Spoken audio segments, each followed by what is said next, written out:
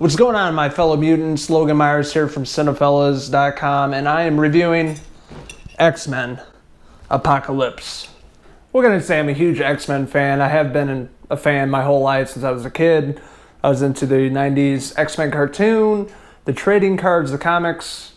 Been a fan my whole life, mostly Wolverine, old Logan, my toys here, that, I've been collecting most of my life, and I was really excited about this new film. And I've really enjoyed all the, X-Men movies, the original films they put out in the 2000s, and the First Class, with the younger actors that are portraying the X-Men.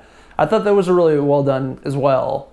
And they incorporate the old cast, the new cast, and you have First Class and Days of Future Past, which was the last film. And I've really enjoyed Bryan Singer, bringing a different spin on X-Men, with First Class, when they're, young, and how they became, Professor X and Mystique and Magneto and all that, and, back in the 60s and the Cuban Missile Crisis. It was cool how they incorporated that kind of story and, in history with the X-Men, and then Days of Future Past, with the present time incorporated with the 70s, and how the old and the new cast kind of came into contact. And then after the credits rolled in Days of Future Past, we saw a glimpse of Apocalypse, which was basically the first mutant and the godfather of the mutants. They released the first pics of Apocalypse online. My first thought was Ivan Ooze from Power Rangers. He looked exactly like Ivan Ooze from Power Rangers, and I really hated it, and it just put a bad taste in my mouth. I was, really looking forward to X-Men, because those are the movies that just really hype me up. It reminds me of being a kid and, getting into superheroes. And just seeing Apocalypse and remembering him from the comics as a huge, bulky mutant, that just scary looking guy, And then you actually see the picture of how it's going to be portrayed in the film. You're just really underwhelmed, and that's exactly how I felt. Plus, Oscar Isaac was playing him, and I'm not a huge fan of him. I loved him in Star Wars, but there's only a few films he's okay in, but I'm just not a huge fan of his acting, really. And I thought they could have done better with a bigger, bulkier, taller actor to portray this character of Apocalypse. So from that, I just wasn't excited about the villain in this film. So when I went to the theater, for the most part, I thought it was pretty decent. There's some good and bad parts from it, but I'll get into that. The beginning of Apocalypse starts off with the backstory of Apocalypse, how he becomes, this mutant. It's a really cool backstory in Egypt, and you see how he is transformed into this normal, Egyptian guy into this super mutant, essentially. And just the set design of the pyramids and everything was really, really well done and really believable. And it set the tone for the most part. I mean, it was kind of slow in the beginning, but it really set the tone for the rest of the film. And I was quite impressed by that. Pyramids come crashing down, and essentially Apocalypse is mummified for thousands of years up until the 80s, where we were brought into the film with X-Men, and he's brought back to life. Brought into the story of Magneto, and he's, working class in Poland, and he has a family and a daughter, and he works at a steel mill factory, and he's trying to live that normal life. He's trying to get away from that Magneto persona. He's just that normal working class dad that is trying to make ends meet, and of course things don't go as planned. And one of his coworkers almost loses his life, and he uses his superpowers to basically avoid this guy from getting killed. And all his coworkers see what he's capable of, and are like, holy shit, this guy is not who he says he is. And they turn him into the Poland police, and they come to his house, basically going to take him in, get him arrested, and things kind of take a turn. And his Eric's daughter gets in the way, and she gets shot with a bow and arrow, and so does his wife, and they basically murder Eric's family, and that brings up the old Magneto in him. And of course he uses his superhero powers and takes out this whole clan of police officers, essentially Eric or Magneto's story in the beginning. It's really kind of heartbreaking to see that these, his daughter and his wife that he truly loves are just killed right right before him because of his powers. For something that he thought he was doing right, it gets turned against him because he's a mutant, you know? You bring in other characters as Mystique, or I should say Jennifer Lawrence. She wasn't Mystique too often in this movie. She really didn't want to be in this movie at all, and you could really tell because her acting was not very good. It didn't come through very well. It really showed that she was bored with the role and the overall movie, and it kind of pissed me off because I was hoping she would bring a better performance in this, but it was pretty lackluster. Mystique finds out about Eric, and you know, she's out trying to find him, and she comes across a few other mutants, one being Nightcrawler, the young Nightcrawler, which I fucking love. I've always loved his character, but in a younger version. And also coming across Archangel. They're fighting each other in Russia, and she saves them, gets them out of there, and starts the story of Nightcrawler in this film. And throughout the first half, I should say the first quarter of the movie is Apocalypse is recruiting the Four Horsemen. You know, first of all was Storm, which is cool to see a younger Storm, because she had the accent that, you know, Halle Berry had in the first film and just kind of lost it in the other films. It was cool to see how he recruited her, you know, and then finding Psylocke, which is Olivia Munn.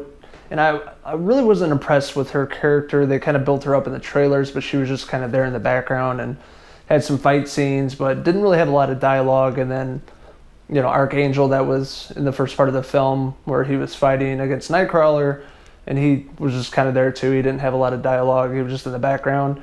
And then, of course, the last piece of the Four Horsemen is Magneto. They finally get a hold of him, and they join forces, and it's X-Men versus the bad guys. And something I really loved about this film is seeing the younger versions of, you know, the X-Men. We see, you know, Scott Summers as Cyclops. He had a great intro to the character. You know, starting out, he was in school, his eyes are bothering him, and you know, he goes to the bathroom and lasers start shooting out of his eyes. And you know, Ty Sheridan did an excellent job as a young Scott Summers. He was one of my favorite characters in the film. Love Ty Sheridan. He's a great actor. If you haven't seen Mud, go check that out.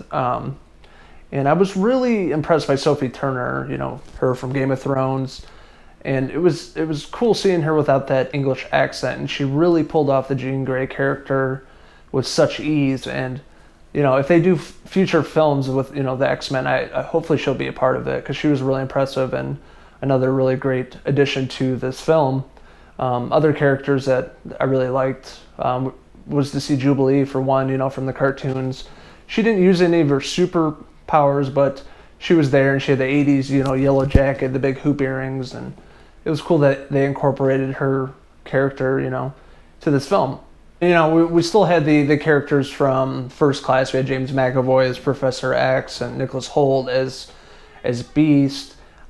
Quicksilver by Evan Peters, and he had a really excellent segment in this film. And Quicksilver's part in this film was, I thought, way better than Days of Future Past, where he's going super fast and everybody's in slow motion. He's moving them out of the Professor X's school, and they have Annie Lennox, a rhythmic song playing, and it really, you know, set the tone for that sequence, because, you know, it's the 80s, and it was a perfect song for Quicksilver to show what he's made of and show that he can move around super fast and, you know, help people out. And a really big surprise in X-Men Apocalypse was seeing my old friend Logan, Wolverine, show up. And as we all know, that Stryker has Wolverine and transforms him into the character that we all know with the claws and everything. But Wolverine shows up in this movie, and, you know, it's not long, but it's definitely probably one of the best parts of the movie. And I think it was setting up for Wolverine 3, because it was just R-rated all over it, because it was so gory, and like they didn't hold back. He just took out all these guys, you know, and he comes across Jean Grey and Scott Summers, you know, the younger versions. Cyclops, he has this funny part of the movie where he's like, yeah, we won't see that guy again.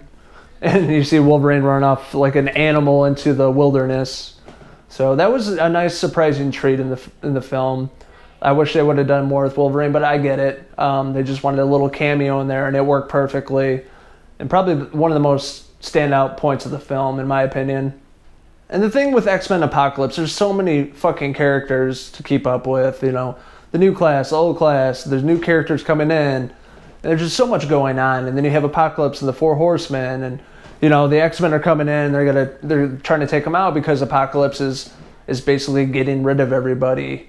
And that's the whole premise. He's just wiping out everything and trying to take over as this apocalyptic event in this film. He's trying to get rid of everything, and the X-Men are like, no, that's not how it's going to go down. So they come together, all the X-Men, Quicksilver, Cyclops, Beast, Professor X, Jean Grey. The list goes on. Nightcrawler.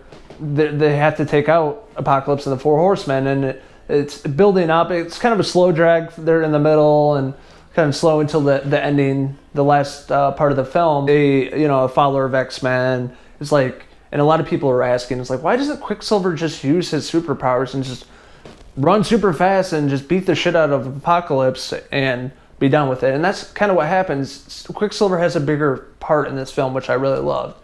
They utilized Evan Peters more in this film, and he's got comedy, and he's got that kind of sly sense of humor, and it works, and it came through well. Like, he took on Apocalypse and started beating the shit out of him. It was a nice little fight scene they had with one another, and I'm glad they really incorporated that.